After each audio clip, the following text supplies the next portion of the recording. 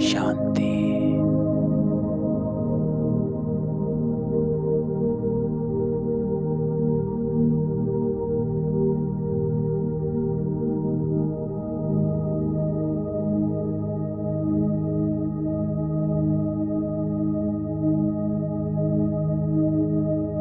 पापा कहते हैं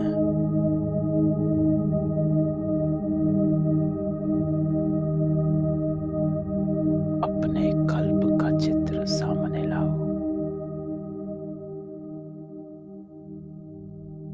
देखो स्थान,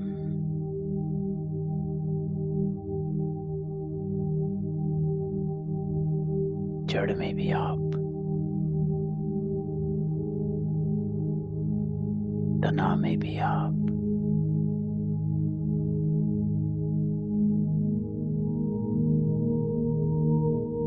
और साथ में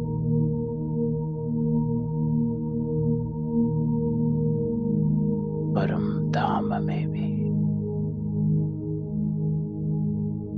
बाबा के समीप।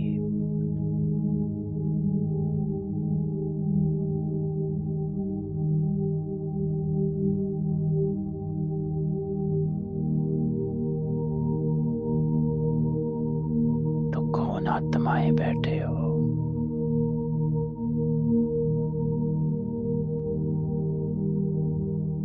किसके सामने बैठे हैं?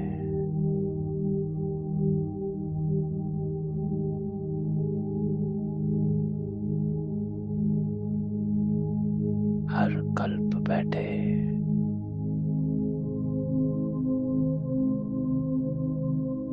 क्योंकि ये हमारा पार्ट है, अविनाशी है,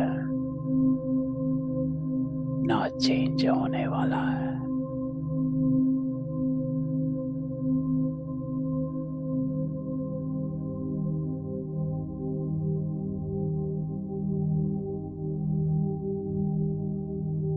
तो जैसे बाबा हमको देखता है, ऐसे अपने आप को देख।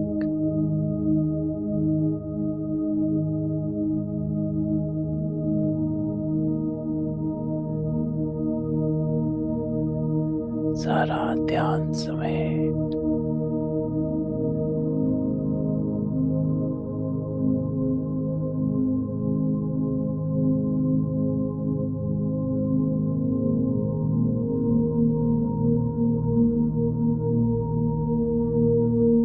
मुझे सतो प्रधान बनना है।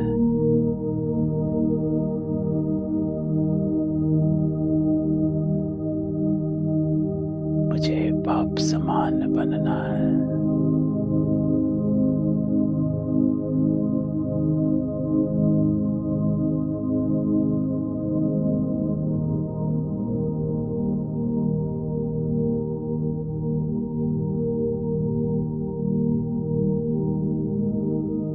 स्व का दर्शन कर।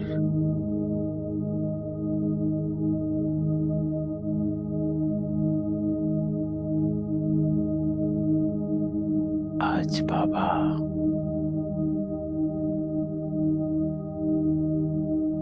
हम आत्माओं का आह्वान कर रहा।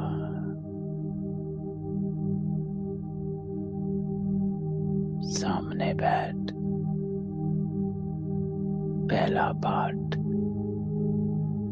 पक्का करा रहा।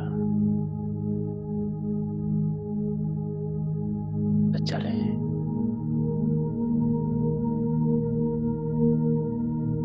आज हमारा बाबा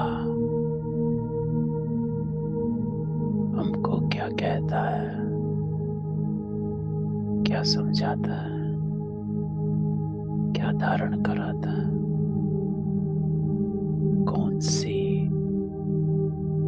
कौन सा संस्कार हमारा चेंज करा रहा, इस पर अटेंशन। तो चले,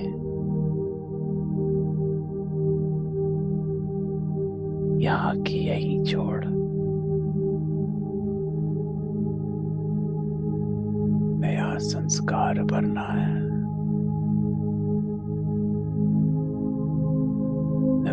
शुद्धता लानी है, परिवर्तन करना है, बहुत कुछ करना है। तो चले। ओम शांति।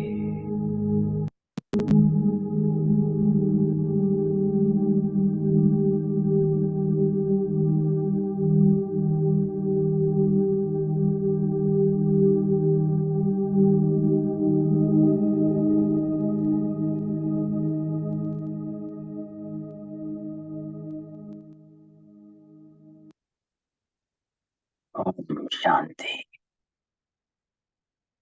3 मार्च 2023।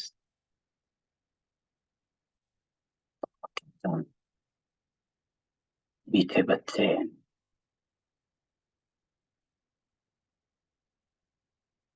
मीठे बच्चे,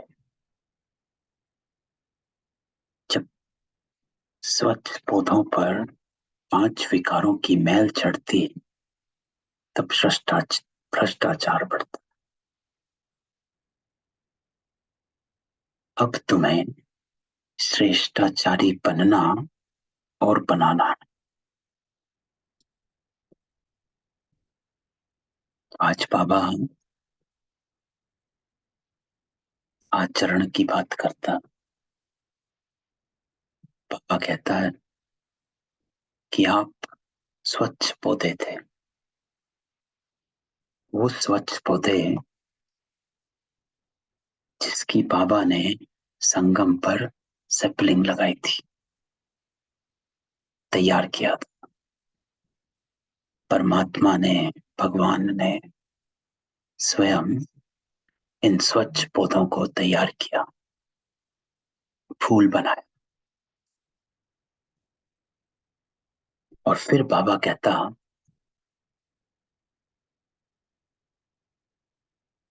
कि सतयुग से, त्रेता से, द्वापर से कलयुग आते आते सीढ़ी उतरते आए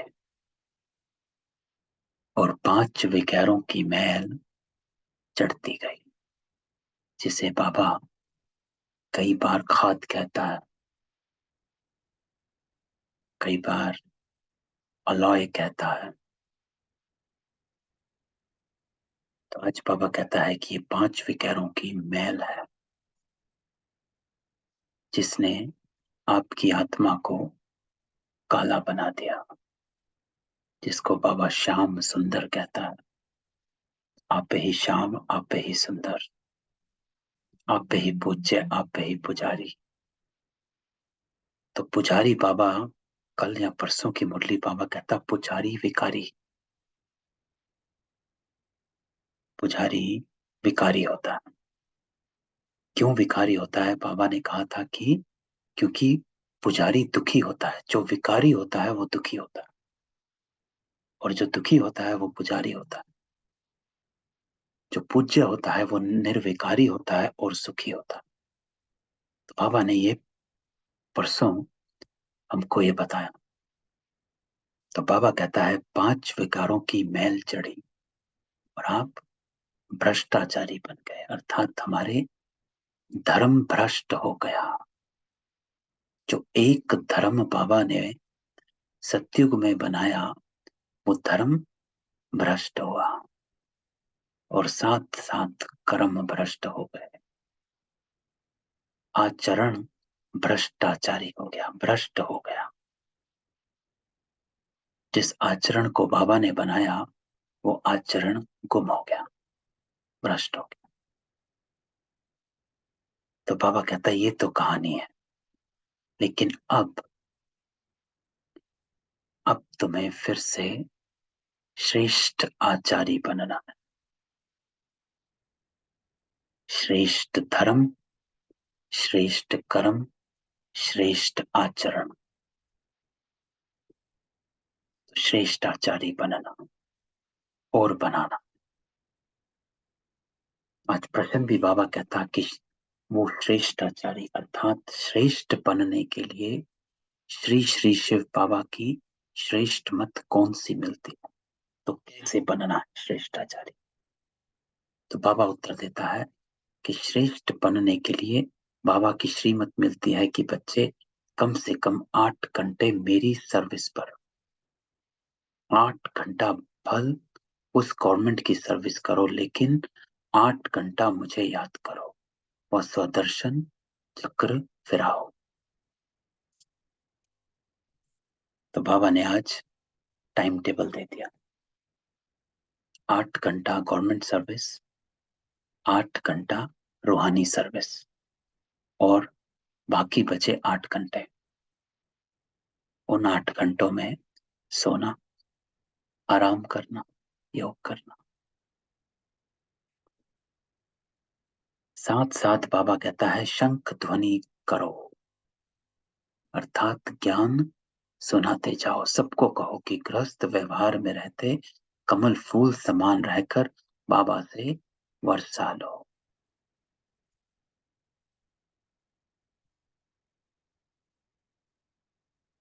तो ये करते रहना।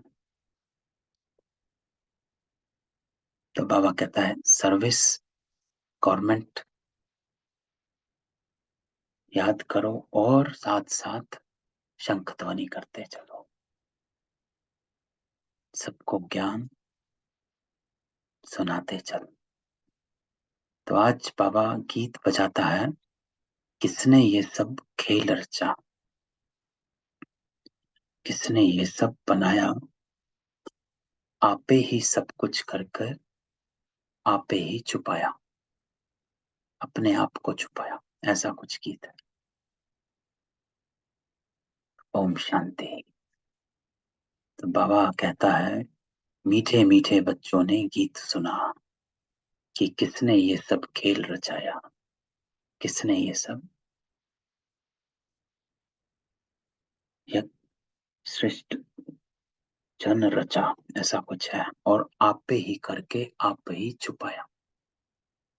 तो बाबा कहता है बच्चे पहले बहुत ही सत्युग के सुख भोगते थे, बहुत मस्त थे, खुशियां ही खुशियां थी, सिर्फ भारत ही था। तो बाबा उस गीत के अर्थ में निकल गए, खेल में, कि ये खेल कौन सा चला। तो बाबा कहता सिर्फ भारत ही था और कोई खंड नहीं था। भारतवासी यथा राजा रानी तथा प्रजा सब बहुत मजे में थे, खुशी में थे। कभी कोई भ्रष्टाचार नहीं होता था। सत्युग में देवी देवता श्रेष्ठ आचार्य थे, जिन्हों की कितनी महिमा गाई जाती। महिमा यथा राजा रानी तथा प्रजा सबकी होती है ना, देवताओं की जो कहानियां है, 36 करोड़ देवी देवता है। देवी देवता का नाम लेते ही पवित्रता, सुख, शांति, ये वाइब्रेशंस आने लग जाते हैं। मंदिर में जब जाते हैं तो वहां का वातावरण एकदम शांत। क्यों? क्योंकि बाबा कहता है आपके जड़ चित्रों से भी ऐसी रूहानियत के वाइब्रेशंस आते हैं जो वातावरण को शांत कर देते हैं। जब जड़ चित्र इतने पावरफुल, तो आप चैतन्य हैं, कितने पावरफुल होने चाहिए। फिर क्या हुआ? बाबा कहता फिर माया आकर चटकती, ये भी ड्रामा बना जिसको अच्छी रीति समझना, किसने ये सब खेल रचाया। तो बाबा के सिवाय कोई समझा ना सके। अब कौन बताएगा कि सत्युग में क्या हुआ था, सत्युग में होता क्या है, वहां पर क्या था, कौन बताएगा? तो बाबा कहता बाबा के सिवाय कोई समझा ना सके। बाबा ही भारत और विश्व को सदा सुखी शांत में बनाए, सब कुछ करके फिर खुद छिप जाते हैं। तो बाबा खुद ही भारत और विश्व को सदा सुखी शांत में बनाए, सब कुछ करके फिर छुप जाते हैं। तो किसने ये सब खेल रचाया, आप पे ही करके आप छुपाया, ये किसकी महिमा? परम पिता परमात्मा की। तो किसकी महिमा? बाबा की। बाबा कहता है भारत में जब स्वर्ग था तो देवी देवताओं का राज्य था, तो प्रधान था, दुख का नाम निशान नहीं। फिर आधा कल्प बाद रावण राज्य हुआ। तो बाबा कहानी सुना। सतयुग के देवताओं के लिए गाया जाता है संपूर्ण निर्विकारी मर्यादा पुरुषोत्तम। तो बाबा आईना दिखाता है कि जो देवता संपूर्ण निर्विकारी मर्यादा पुरुषोत्तम, मर्यादा पुरुषोत्तम अर्थात सर्व मर्यादाओं का पालन करने वाले, पुरुषोत्तम अर्थात पुरुषों में उत्तम। तो वहां तो कभी बाबा कहता भ्रष्टाचार हो नहीं सकता सतयुग में। वहां श्रेष्ठाचारी थे। श्रेष्ठाचारी अर्थात आचरण श्रेष्ठ, कर्म श्रेष्ठ, धर्म श्रेष्ठ। तो बाबा कहते पौधे जो स्वच्छ थे उन पर 5 विकारों की मैल चढ़ने से भ्रष्टाचार होते होते अब पूरा भ्रष्टाचार हो गया। तो क्या हुआ? बाबा कहता है कि द्वापर से कलयुग में आते आते 5 विकारों की मैल चढ़ने लगी और भ्रष्टाचारी होते होते पूरे भ्रष्टाचार हो गए। राजा रानी तथा प्रजा जो श्रेष्ठाचारी थे वो सब भ्रष्टाचारी बन पड़े। गाते भी हैं मुझ निर्गुण हारे में कोई गुण नाही। तो बाबा कहता है इसीलिए पुजारी जो हैं पूजा करते कि मुझ निर्गुण हारे में अर्थात मुझ में कोई गुण नहीं, आप ही रहम करो। वो गॉड फादर रहम मांगते हैं। देवी देवताओं के आगे जाकर कहते हमको ऐसा बनाओ। क्यों? क्योंकि बाबा कहता ड्रामा को तो जानते नहीं कि वह फिर ऐसा कब बनाएंगे। तो तुम श्रेष्ठाचारी थे। तो यहाँ बाबा खींचता है तो तुम श्रेष्ठाचारी थे, भ्रष्टाचार का नाम नहीं। तो स्मृति कि श्रेष्ठाचारी कोई और नहीं है, कोई अलग से आत्मा नहीं आती है श्रेष्ठाचारी बनने। श्रेष्ठाचारी आप ही थे, आप ही को बनना है। इस समय बाबा कहता सभी मनुष्य भ्रष्ट बन पड़े, कर्म भ्रष्ट, धर्म भ्रष्ट। यथा राजा रानी तथा प्रजा। अब भ्रष्टाचारी से श्रेष्ठाचारी कैसे बन सकते ये कोई नहीं जानते। तो ये क्वेश्चन बाबा कहता है कि भ्रष्टाचारी हैं लेकिन अब श्रेष्ठाचारी बने कैसे? ये है ही पतित दुनिया, भ्रष्टाचार होना ही है। तो अब बाबा कहते हैं जो कुछ समझो वो फिर औरों को समझाओ। बाबा की महिमा गाते हैं अपने आप सब कुछ करके अपने आप छिपाया, आप पे ही करके आप पे ही खुद को छिपाया। तो निराकार भगवान को आना जरूर पड़ता है क्योंकि जब तक बाबा ना आए तो भ्रष्टाचारी से श्रेष्ठाचारी बनना कैसे है, इसकी समझ कहां से मिले? कौन सा कर्म करे जो हमारा कर्म श्रेष्ठ हो जाए, कैसा कर्म करे जो वो श्रेष्ठ बन जाए? तो बाबा कहता है कि निराकारी भगवान को आना जरूर पड़ता है। शिव जयंती मनाते कैसे आते हैं अभी तुम बच्चे जानते हो। शिव है पतित पावन, उनको आना ही तब है जब सारी सृष्टि पतित बन जाती है। उसको आकर पावन बनाना है। तो एक निराकार भगवान को पतित पावन कहा जाता, अर्थात ये कर्तव्य है कि वो आकर पतितों को पावन बनाते हैं। तो उनको आना पड़ता है। तो बाबा कहता 2-4 को तो पावन नहीं बनाएंगे। यथा राजा रानी तथा प्रजा पावन थे, फिर अब यथा राजा रानी तथा प्रजा पतित हैं। तो बाबा कहता सारी सृष्टि को आकर पावन बना, एक दो को पावन नहीं बना। और पावन का अर्थ जो बाबा बताता है कि अपने कर्मों को पवित्र बनाओ। कोई भी कर्म ऐसा नहीं जो किसी को दुख परेशानी हो। मीठा बनना है, व्यवहार में मिठास लानी, ऐसा पावन बनना जो पवित्र। बाबा कहता आपके संकल्प पवित्र, आपके बोल पवित्र और आपके कर्म पवित्र। तो अभी तो राजा रानी बाबा कहता है नहीं, जानते हैं राजे लोग थे, अब उन्हों की राजाई है। ब्रिटिश गवर्नमेंट भी थी तो साहूकार लोग जमींदार आदि धन देते थे। कोई ने 20-30 हजार दिया तो टाइटल मिल जाता था। बाबा अनुभवी है, शिव बाबा ने भी अनुभवी रथ लिया, ऐसा वैसा रथ थोड़े लेगा, है ना। कल भी बाबा ने बताया था कि जिस रथ में मैं आता हूं उसका नाम ब्रह्मा रखता हूं, और फिर उस ब्रह्मा द्वारा आप सब ब्राह्मणों का जन्म होता। तो ऐसा वैसा रथ थोड़े ही लेगा। बड़े बड़े राजाएं होते तो वह घोड़े बहुत फर्स्ट क्लास रखते हैं।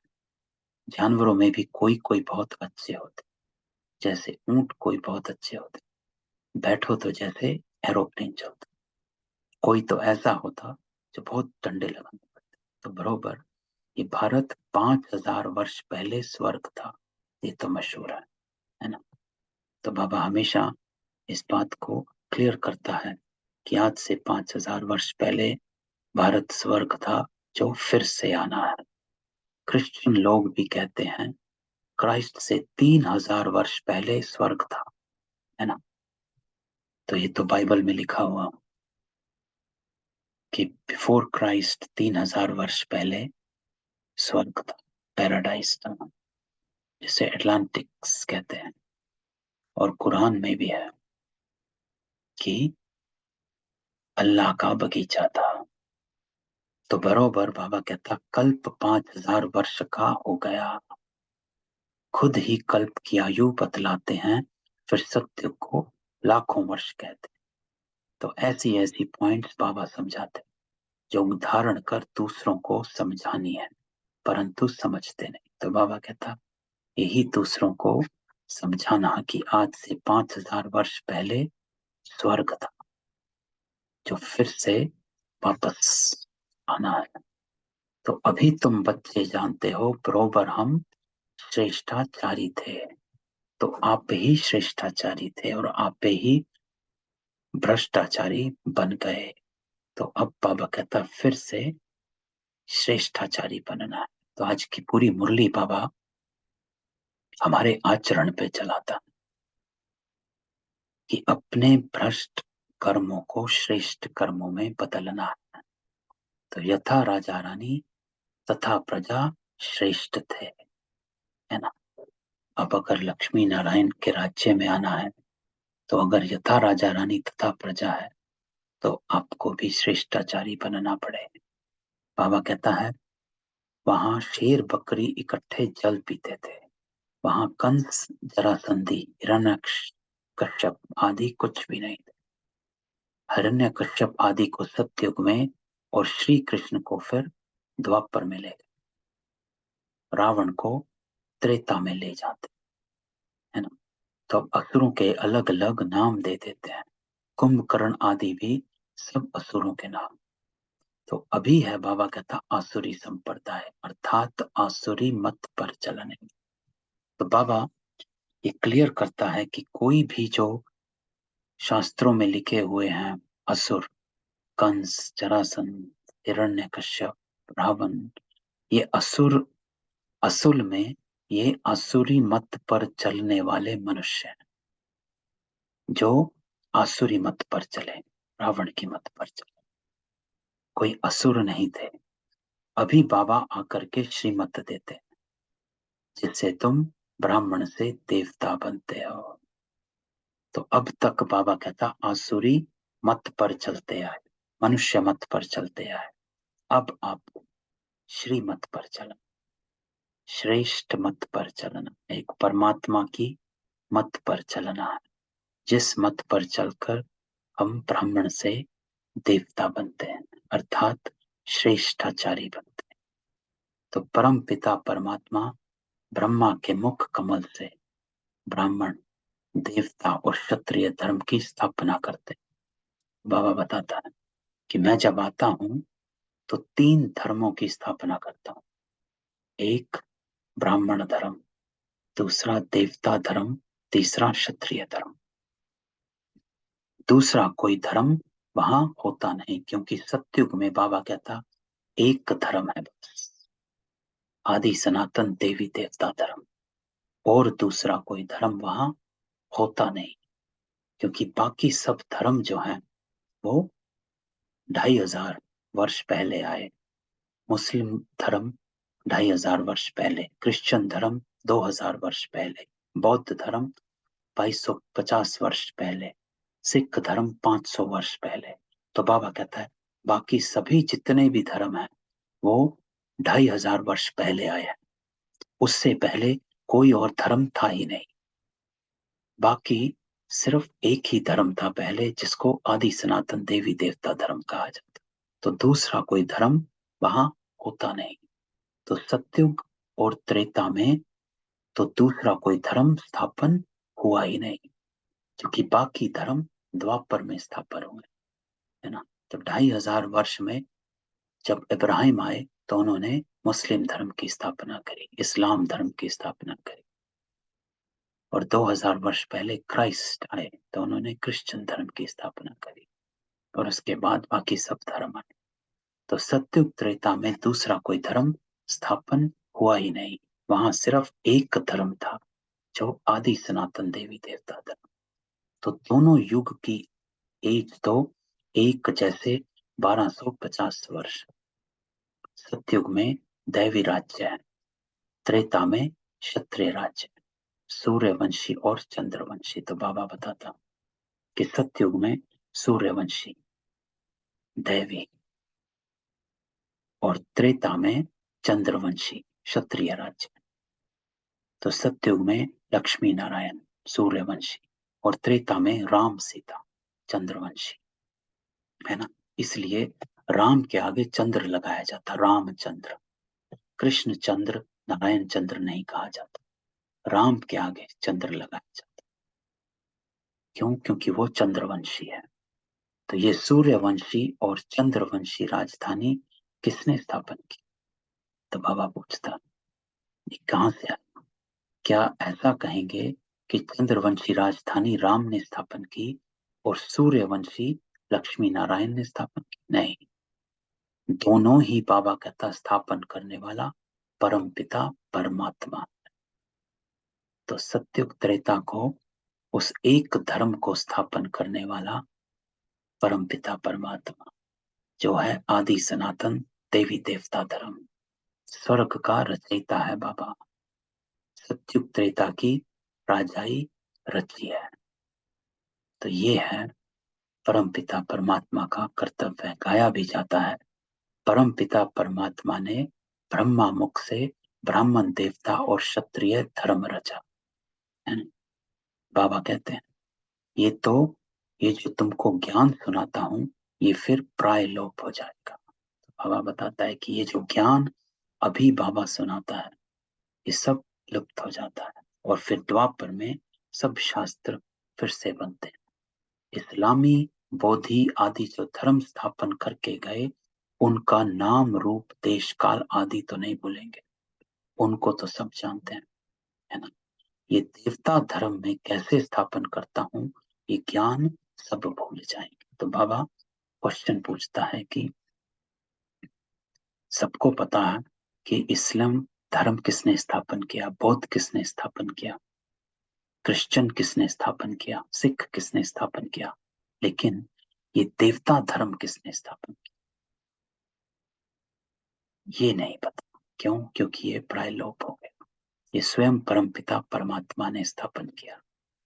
तो बाबा कहता है द्वापर में फिर कितने धर्म स्थापन हो जाते हैं, एक ही इस्लामी बौद्ध धर्म में ये सैकड़ों हो गए, आपस में कितना लड़ते हैं। तो बाबा अब बताता है कि जैसे जैसे धर्म, 2-3 दिन पहले भी बाबा ने मुरली में बताया था कि जैसे ही भिन्न भिन्न धर्म आने शुरू हो गए, भिन्न भिन्न राज्य बनने शुरू हो गए, तो लड़ाई झगड़े शुरू हो गए। पहले एक धर्म, एक राज, एक मत थी सत्युग और त्रेता में, तो कोई लड़ाई झगड़ा नहीं।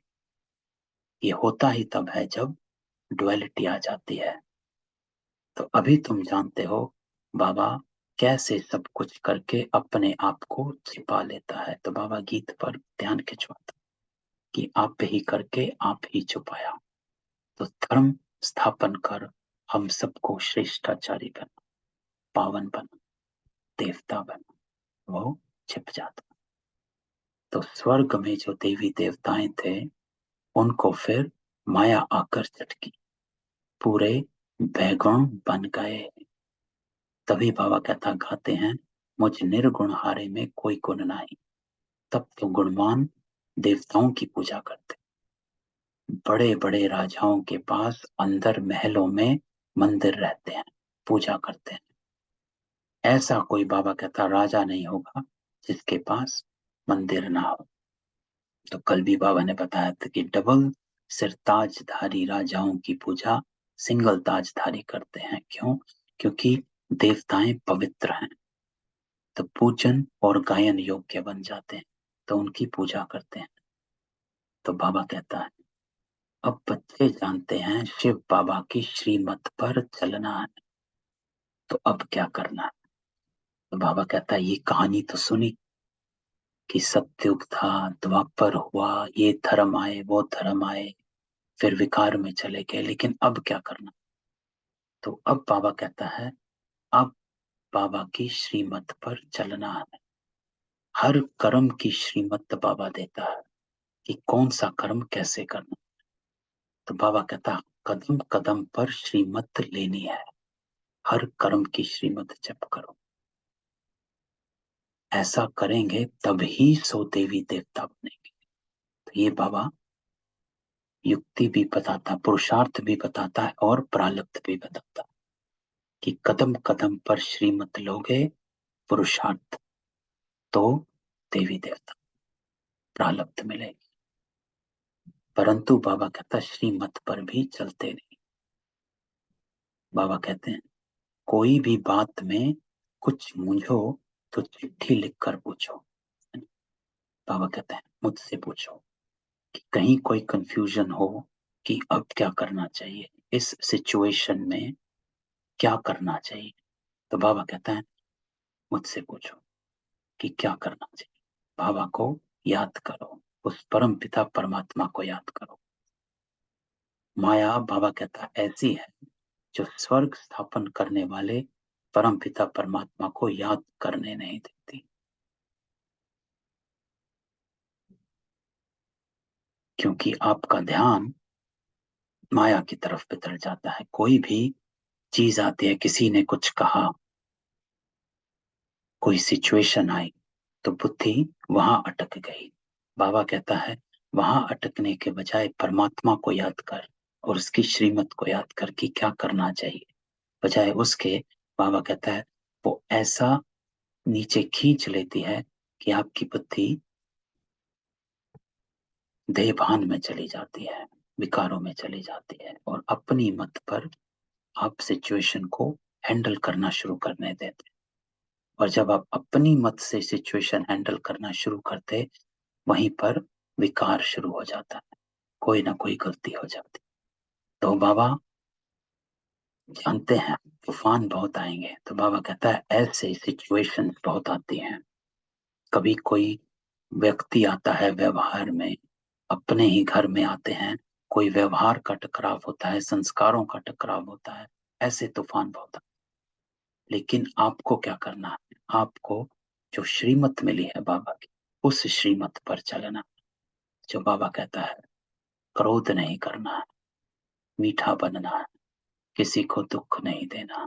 कल बाबा ने समझाया। तो बाबा कहता है चिट्ठी लिख पूछना चाहिए कि इस हालत में बाबा क्या करें।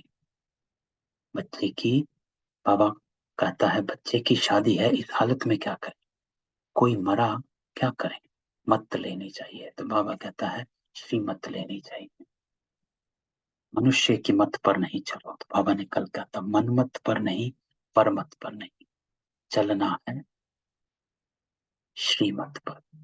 श्रेष्ठ बनना है तो श्रीमत पर चलना है।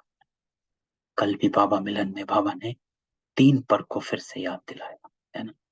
पर चिंतन नहीं करना, पर दर्शन नहीं करना, है ना।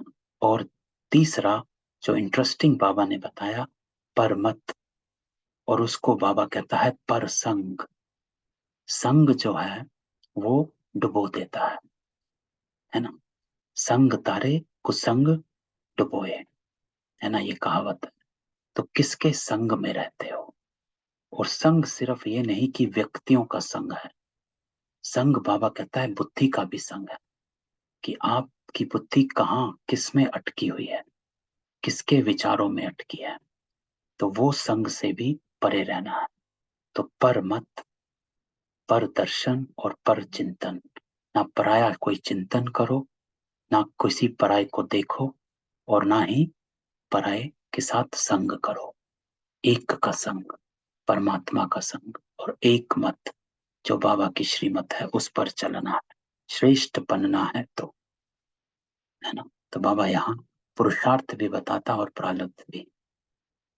तो श्री कृष्ण की मत तो हो ना सके, क्योंकि श्री कृष्ण पतित दुनिया में कैसे आ सकते। श्री कृष्ण की आत्मा बाबा कहता है खुद अंतिम जन्म में राजयोग सीख रही है ना। तो पापा हमेशा बताता है कि जो श्री कृष्ण है वो पहला जन्म, लेकिन वो पुनर्जन्म लेते लेते नीचे आया। तो सिर्फ श्री कृष्ण की आत्मा है। जो भी देवी देवता घराने वाले हैं वो ब्राह्मण बने, है ना। तो जो भी देवी देवता घराने वाले, यहाँ बाबा हमको याद दिलाता है कि कौन आत्माएं, कौन बैठे हो, किसके सामने। वही बैठे हैं जो देवी देवता घराने वाले हैं,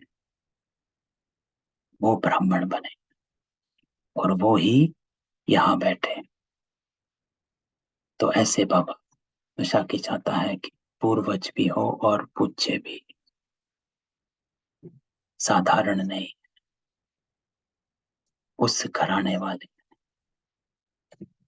तो अगर लक्ष्मी नारायण के घराने में आना है, आज मैं इसको सोच रहा था कि अगर मुझे लक्ष्मी नारायण के घराने में आना है, तो बाबा कहता है यथा राजा रानी तथा प्रजा। तो मुझे भी वैसा तो बनना पड़ेगा, नहीं तो उस घराने में आ नहीं सकूंगा, है ना। उस घराने में वो ही आएगा जो वैसा होगा। तो जो बाबा कहता है देवी देवता घराने वाले वो ब्राह्मण बने। तो कदम कदम श्रीमत पर चलना है, क्योंकि श्रीमत जो है वो ब्राह्मण धर्म है। तो आपका धर्म और कर्म श्रीमत है। तो बाबा कहते हैं जितना हो सके बाबा को याद करते रहो। क्यों करते रहो? क्योंकि बाबा कहता है तुम्हारे पापों का बोझा बहुत है।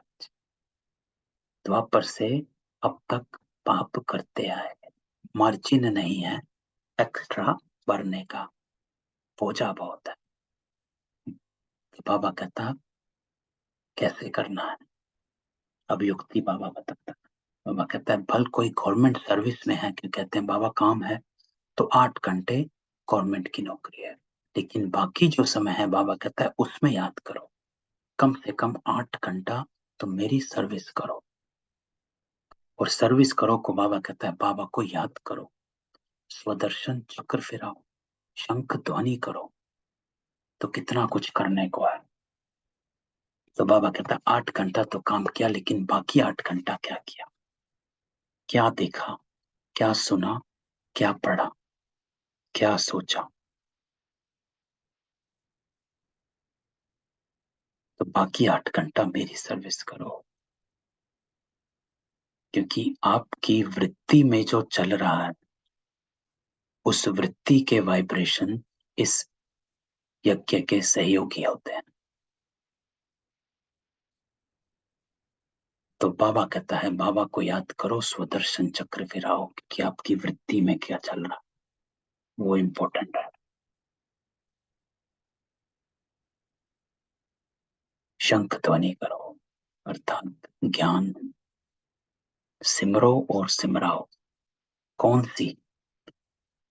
सी शंख ध्वनि करो? बाबा कहता है, सबको कहो गृहस्थ व्यवहार में रहते कमल समान रह करके बाबा से वर्षा लो।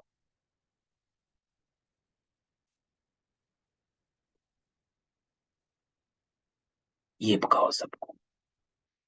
बाबा स्वर्ग रचते हैं तो स्वर्ग का वर्षा मिलना चाहिए। भारत स्वर्ग का मालिक बनता है, अभी तो नर्क का मालिक है ना। नर्क में दुखी होते तब बाबा को याद करते हैं, परंतु जानते नहीं कि बाप क्या देगा। बाप के लिए कहते हैं सर्वव्यापी है, भीतर टिक्कर में है। तो बाबा कहते हैं, तुमने कितनी भूल की, परंतु ये भी ड्रामा में नूंद है। अब इनसे बाबा कहता है बाहर निकलो। ये भक्ति आदि करते करते तुम तंग हो गए, अभी भक्ति भी व्यभिचारी हो गई। मौत आकर सामने खड़ा है तो श्रीमत पर चलना चाहिए। तो आज बाबा पूरी मुरली में इस बात की अटेंशन खिंचवा रहा है कि श्रीमत पर चलना चाहिए, श्रेष्ठाचारी बनना। परंतु बच्चे ऐसे हैं जो बाप को भूल जाते हैं। क्यों? क्योंकि माया रावण का राज्य कैसे चलता है ये भी कोई जानता। रावण का पुत्र जलाते, ये पीछे रिवाज निकला है। रावण को जलाते हैं, परंतु हर वर्ष रावण बड़ा होता जाता। आगे 10 फुट का बनाते, फिर 15, फिर 50, एकदम जितना लंबा बना। बुद्ध का भी बहुत बड़ा चित्र बनाते, इतने बड़े मनुष्य तो होते नहीं। बाबा कहता है झांसी में झांसी मनुष्य 6 फुट होंगे, लक्ष्मी नारायण भी इतने ही होंगे। ऐसे नहीं, वहां आयु बड़ी होती तो बड़े बन जाए, नहीं, मनुष्य मनुष्य ही। जैसे अभी देखते हैं भिन्न भिन्न वैरायटी, कोई काले कोई कैसे। भारत में सुंदर भी थे, अब श्याम बने। तो बाबा कहता है आप भी श्याम हो, आप ही सुंदर। अब फिर से सुंदर बनना, और सुंदर बनाने वाला है बाबा। वो है हसीन मुसाफिर, वो तुमसे बात कर रहा। तो बाबा मिलता है तो उनको भूलना नहीं चाहिए। इनको भल भूल भी जाओ, तो बाबा कहता है ब्रह्मा को बेशक भूल जाओ, हमेशा समझो बाबा हम सजनियों को खूबसूरत परीज़ादा बनाते हैं।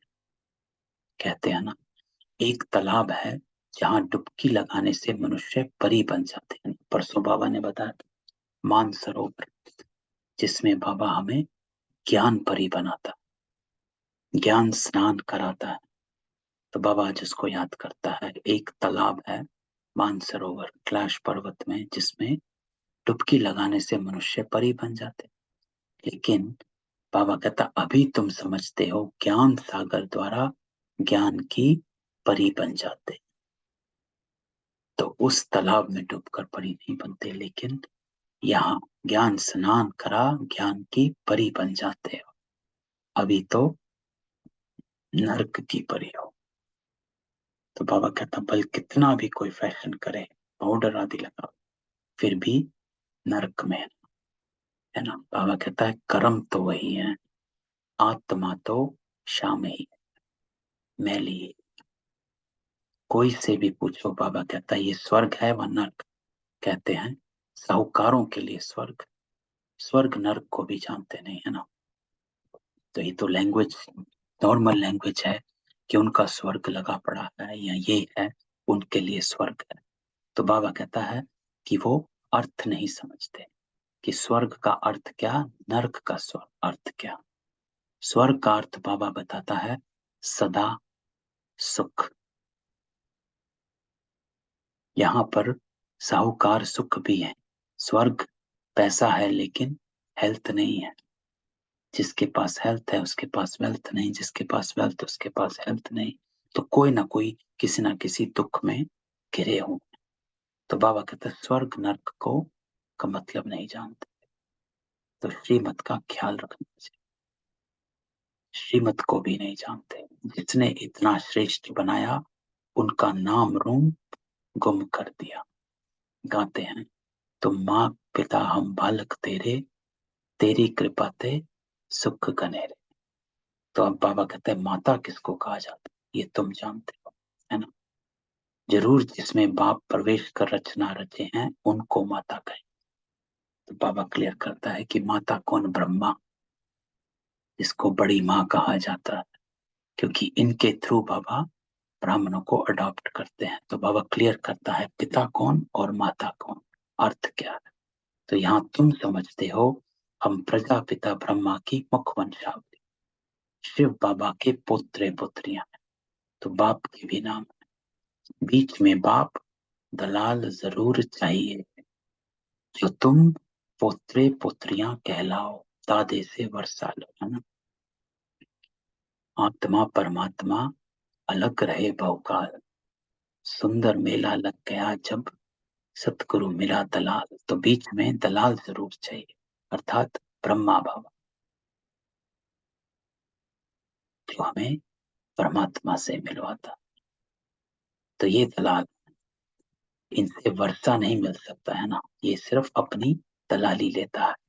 तो ब्रह्मा बाबा को दलाली मिलती है कि वो नंबर 1 संपूर्ण लक्ष्मी नारायण बनता है। तो इनको भी वर्षा शिव बाबा से लेना, शिव बाबा की मत पर चलना। तो ब्रह्मा की मत नहीं गाई गई, शिव की मत गाई गई, एक ही श्रीमत है। तो तुम्हें बाबा ब्रह्मा के द्वारा शिव बाबा से वर्षा मिलता, परंतु बाबा कहते तुम इनको भी भूल जाओ, शिव बाबा से तुमको मत लेनी। शिव जयंती मनाते परंतु बिल्कुल जानते नहीं कौन है। स्वर्ग बनाने वाला बाबा का यादगार गुम कर दिया, नर्क बनाने वालों के यादगार रख दिए, है ना। तो बाबा कहता शिव बाबा को भूल गए, बाकी सब देवी देवता सबकी यादगार है, सबका पता, लेकिन शिव बाबा वो दिन प्रतिदिन भ्रष्टाचार होता जाता। कोई को अगर क्रोध आता है तो समझना चाहिए हमारे में यह भूत है। तो ये आज की बाबा की श्रीमत, क्रोध। फिर हम श्रेष्ठाचारी कैसे कहला सकते, तुम्हें श्रेष्ठाचारी बनना है। भ्रष्ट कर्म, भ्रष्ट संस्कार, ये सब हटाने हैं। तो तुम्हें श्रेष्ठाचारी बनने का पुरुषार्थ जरूर कर आज। तो मीठे मीठे सिके लदे बच्चों प्रति माता पिता बाप दादा का याद प्यार गुड मॉर्निंग। रूहानी बाप की रूहानी बच्चों को नमस्ते। हम रूहानी बच्चों की रूहानी बाप दादा को याद प्यार नमस्ते और गुड मॉर्निंग। तो आज की धारणा, बाबा कहता है बाबा की याद और ज्ञान सागर के ज्ञान से सुंदर ज्ञान परी बनना है, कदम कदम पर शिव बाबा की मत लेनी है। तो ये इंपॉर्टेंट है। मत कैसे लेते हैं, आज बाबा ने कहा चिट्ठी लिखनी है ना। तो चिट्ठी, एक तो है स्थूल में चिट्ठी लिखना, एक है साइलेंस में चले जाओ, पॉज, साइलेंस में जाकर कनेक्ट करो बाबा से। टचिंग और कैचिंग पावर को अगर बढ़ाना है तो एक ही युक्ति है कि बुद्धि को स्वच्छ रखना पड़ता है ना। जितनी स्वच्छ, क्लीन और क्लियर होगी उतनी आपको टचिंग पावर और कैचिंग पावर बढ़ जाएगी। और स्वच्छ बुद्धि का अर्थ क्या है, कैसे हम समझें कि हमारी स्वच्छ बुद्धि हुई कि नहीं हुई, या है कि नहीं है, या हम याद में बैठे हैं या योग में बैठे हैं तो हम स्वच्छ बुद्धि से बैठे हैं, इसकी पहचान कैसे है ना। तो उसकी एक ही पहचान, कि कोई भी देह का भान आपको खींच नहीं रहा।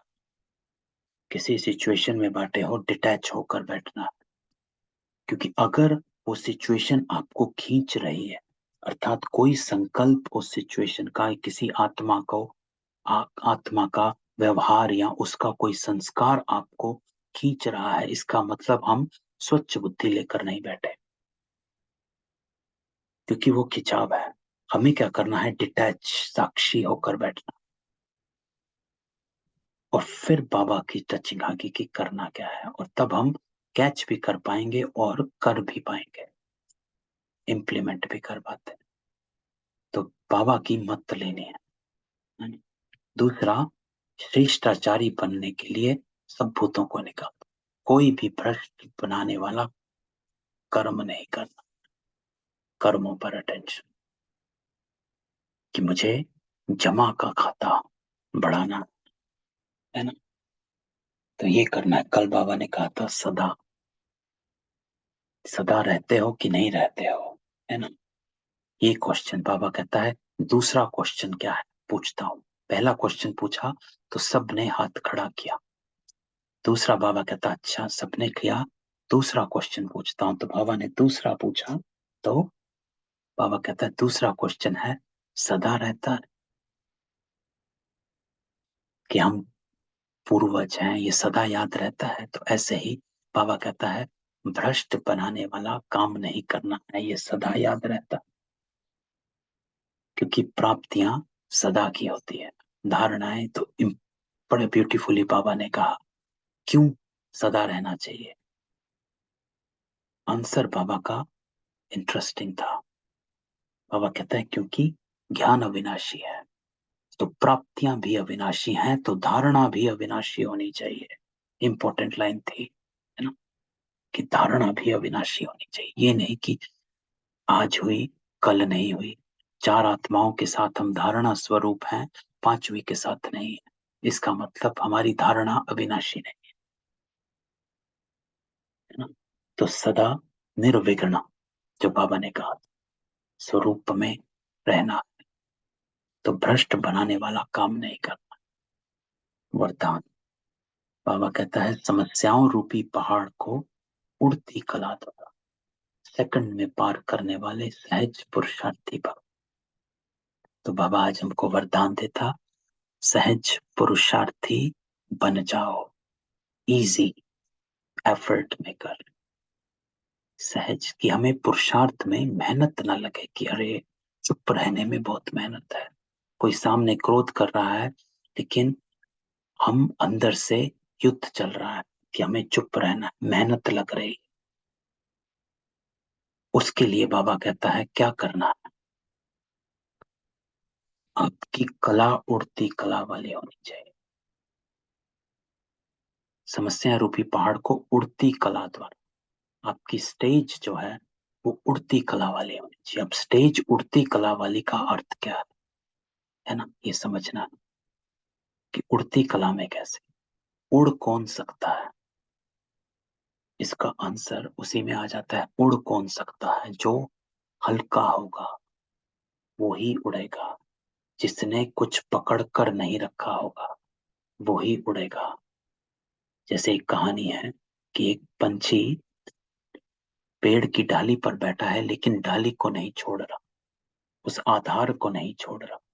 जब तक वो आधार को नहीं छोड़ता तब तक उड़ नहीं पाएगा, तो कुछ पकड़ कर रखा। तो उड़ उड़ेंगे हम तभी जब हम छोड़ देंगे सब कुछ, डिटैच, कोई भी भारीपन नहीं, हल्का, मन को हल्का करो, शरीर को हल्का करो, डबल लाइट, देह को हल्का अर्थात मैं आत्मा हूं, मन को हल्का अर्थात जाने दो मुझे अब क्षमा। बाबा क्या कहता कल, पूर्वज हो, आपका कर्तव्य है पालना। तो उड़ती कला जब तक रहेगी तब तक हर समस्या को पार कर पाओगे, अर्थात जब तक हल्के रहोगे, कुछ पकड़ कर नहीं रखोगे। तो बाबा कहता है हिमालय पर्वत इतनी बड़ी समस्या को भी पार करने के लिए उड़ती कला की विधि को अपनाओ। एक विधि है जैसी विधि को अपनाएंगे विधि से सिद्धि है। तो सदा अपने सामने सर्व प्राप्तियों को इमर्ज रखो और उड़ती कला में उड़ते रहो, तो समस्या रूपी पहाड़ को सेकंड में पार कर लेंगे, है ना। तो बाबा कहते हैं सर्व प्राप्तियों को सामने, है ना, कोई बोझ नहीं, सब कुछ जाने दो, हल्का करो। जब आप अपने को हल्का रखेंगे तो ही उड़ पाएंगे, कहीं भी अटको नहीं। कोई भी प्रभाव, झुकाव, लगाव, आकर्षण, विकर्षण, किसी में भी हमें अपने आप को बांधना नहीं, चाहे कोई आए, तब हम उड़ सकेंगे, तभी हम समस्याओं से पार हो सकेंगे। तो सिर्फ वर्तमान और भविष्य प्रारब्ध के अनुभवी बनो। जैसे स्थूल नेत्रों द्वारा स्थूल वस्तु स्पष्ट दिखाई देती, ऐसे बुद्धि के अनुभव के नेत्र द्वारा प्रारब्ध स्पष्ट दिखाई दे। हर कदम में पद्मों की कमाई जमा करते रहो, है ना। ये इंपॉर्टेंट है कि मेरा, जो बाबा ने ऊपर कहा, कोई भी भ्रष्ट बनाने वाला कर्म नहीं करना, अर्थात हर कदम में मुझे पद्मों की कमाई जमा करते रहना है। और उसके लिए युक्ति आज बाबा कहता है उड़ती कला में रहना, अर्थात कहीं भी उड़ना है तो हल्के रहना, बस ये याद रखेंगे तो हमारा कर्म भी उड़ती कला होगा और हम भी हल्के रहेंगे। लोगन बाबा कहता है जो सबका आदर करते वही आदर्श मूर्त बनते हैं। तो ओम शांति। ये थी आज की बाबा की मुरली। तो आज की मुरली तो श्रेष्ठाचारी बनना है, भ्रष्टाचार खत्म करना, अपने अंदर का आचरण चेंज करना, संस्कारों को चेंज करना और सदा के लिए करना। मैं सबको अनम्यूट करता हूँ, किसी को क्वेश्चन हो।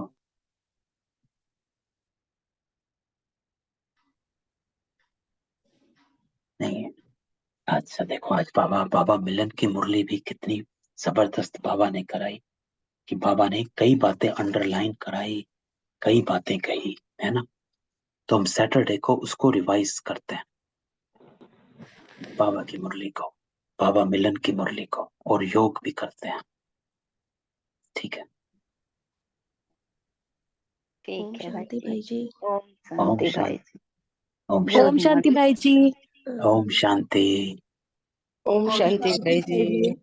भाई ओम। जी, हाँ जी। भाई जी कल आपसे क्वेश्चन पूछा था हाँ क्या। स्नेह और भावना पे ना। नहीं और भावना। जी जी हाँ जी।